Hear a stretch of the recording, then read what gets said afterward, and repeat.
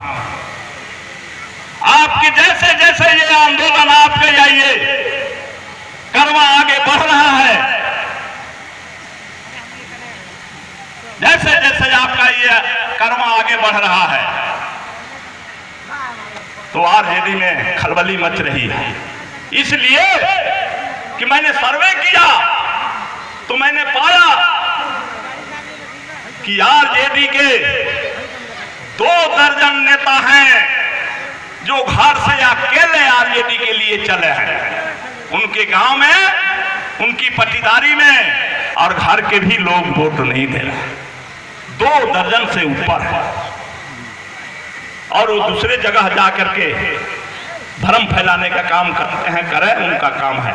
मैं उस पर रोक नहीं लगा रहा, मैं असलियत को आपके सामने बता दे रहा हूं कि ये आंगर से आप शुरू करिए और दरौली, गुठनी, बलहरिया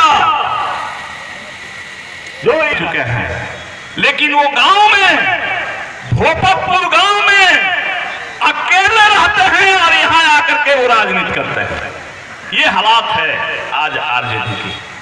और हम देख रहे हैं कि जब सभाएं हो रही है तो कभी उत्तर प्रदेश से भी लोगों को ला करके और सभा दिखाया जा रहा है कि बड़ी लोग आए थे, लेकिन वह उत्तर प्रदेश के लोग होते हैं, वो किसी दूसरे जिले से लोग आते हैं। ये स्थिति आज है। इसलिए मैं कहना चाहता हूं, मेरे पास खबर आई है कि चलिए भाई, भाकपा माले ही कविता का, एनडीए का मुकाबला कर सकता है, ये सामंती सांप्रदायिक ताकतों का मुकाबला कर सकता है। और तब उन लोगों ने ये निर्णय लेने के पक्ष में आ गए हैं। अब वो कह रहे हैं कि हम लोग बात विचार कर रहे हैं। रात हम छोटकी टोल में भी बैठे थे, वहां भी लोगों ने कहा कि हम लोग बातचीत कर रहे हैं, हम सबको बुला करके हम लोग ये निर्णय लेने वाले हैं कि ये समर्थन माले को दे दिया जाए। हमने कहा कि इसके लिए मैं आपको धन्यवाद दूंगा, क्योंकि आप समझ गए कि भीतर से सारे लोग माले के साथ चले गए हैं। मैं आपसे कहना चाहता हूं कि आप खुले तौर पर प्रेस कॉन्फ्रेंस करके माले को समर्थन कर दीजिए। जनता आपका आदर करेगी और मैं भी आपका स्वागत करूंगा। हमने ये कह दिया और लोगों ने कहा है। इसलिए मैं आपसे कहना चाहता हूं कि आप आगे बढ़िए। आपकी लड़ाई न्यायिक है और इसलिए आपकी जीत निश्चित है। आप लोग आगे बढ़ें, बुलंदी से आगे बढ़ें। इस बार गरीबों का झंडा फहरेगा, ये लाल झंडा दिल्ली के लाल किले पर पहुंचेगा। इसके लिए आप आगे बढ़ें, यही हमारी अपील है। और मैं आप लोगों से यही कहते हुए कि सारे लोग इस काम में लग जाएंगे और इस बार गरीबों की जीत निश्चित हो जाएगी। इनकी बातों के साथ और इसी आशा उम्मीद के साथ आपको फिर एक बार क्रांतिकारी लाल सलाम करता हूं, जय भीम करता हूं, लाल सलाम करता हूं। महिलाओं की बात है, मजदूरों की बात है, उस पर आएंगे बाद में। लेकिन मोदी जी जिस बात पर चुनाव की बात कर रहे हैं, वो कह रहे हैं कि भाई हम बहुत मजबूत हैं, हमारे हाथ में देश सुरक्षित है। तो पुलवामा कांड क्या इस बात का सबूत है कि देश बहुत सुरक्षित है?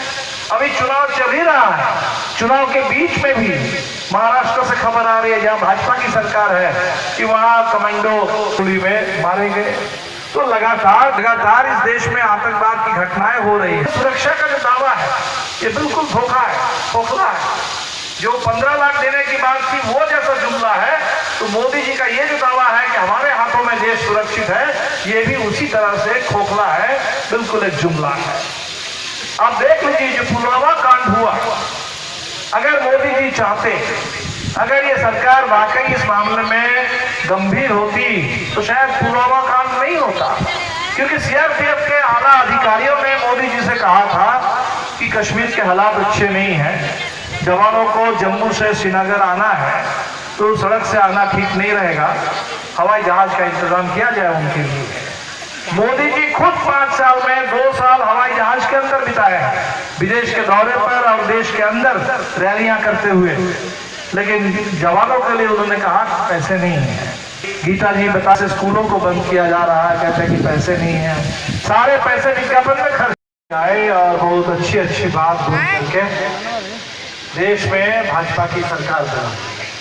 भाजपा की सरकार तो पहले भी बनी थी अटल बिहारी वाजपेयी के नेतृत्व में, लेकिन उस सरकार के पास बहुमत नहीं था। मोदी जी को प्रचंड बहुमत मिल गया और कुछ दिन तक लोग बहुत खुश थे कि भाई एक बढ़िया बोलने वाला प्रधानमंत्री आ गया, खूब बोलते थे। और आज 5 साल बाद पूरे हिंदुस्तान में लोग पूछ रहे हैं कि मोदी जी बोलते तो खूब हैं लेकिन कुछ करते हैं क्या, और क्या बोलते हैं। जो बोलते हैं उसमें से आधा तो झूठ निकलता है और बाकी तो देश के अंदर वो नफरत फैलाते हैं। तो आज तक हिंदुस्तान में ऐसे प्रधानमंत्री इस मुल्क ने कभी नहीं देखा था जो इतने झूठ बोलते हो। इस तरह के मुद्दों से कोई लेना देना नहीं है। कभी नेहरू के जो लोग आज सत्ता में बैठे हैं, जिन लोगों ने आज सरकार बनाई हुई है, उन लोगों के भाषणों में बड़े बड़े वादे सुने थे।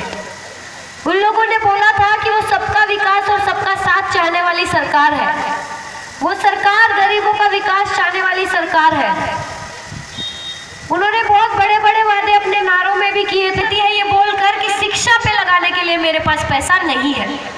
और वैसे ही उच्च शिक्षा में कि जो बलात्कारी था, जिसने उस बच्ची का बलात्कार किया था, वो बीजेपी के चुने हुए विधायक थे। तो आप बताइए कि सरकार जो बोल रही है कि बेटियों को